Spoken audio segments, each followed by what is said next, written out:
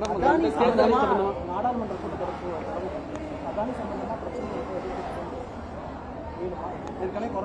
நிச்சயமாக அங்கு கூட்டத்தொடரிலே இந்த நாட்டில் முக்கியமாக பேசப்படக்கூடிய இங்கே இருக்கக்கூடிய பிரச்சனைகளை எழுப்புவது எதிர்க்கட்சிகளுடைய கடமை.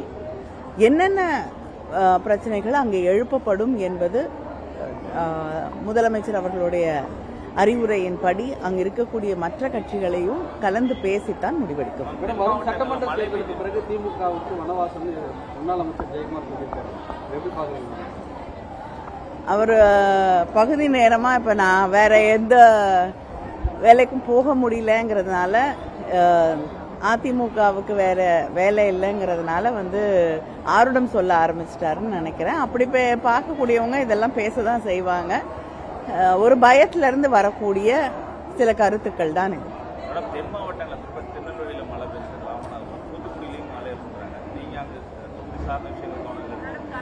இல்லைங்க, தொடர்ந்து அங்க மழை நீர் வடிவதற்கான பணிகள் தொடர்ந்து நடைபெற்று கொண்டிருக்கிறது. அங்க இருக்கக்கூடிய நீர்நிலைகள்லாம் ஆழப்படுத்தப்பட்டிருக்கிறது.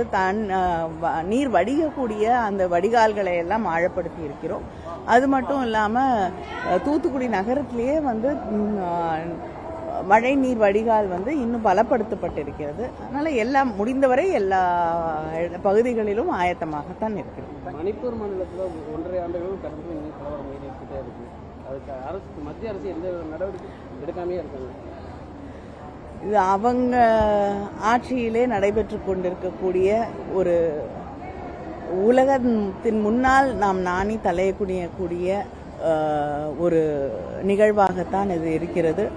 இதுவரை இந்த நாட்டுடைய பிரதமர் ஒரு முறை கூட அங்கே இருக்கக்கூடிய மக்களை சந்தித்து அவர்களுக்கு ஆறுதலாகவோ அங்கே இருக்கக்கூடிய பிரச்சனைகளை ஆய்வு செய்யவோ அந்த பகுதிக்கு செல்லவில்லை என்பது இன்னும் மிகவும் வருத்தத்தக்க கண்டிக்கத்தக்க ஒன்றாக இருக்கிறது.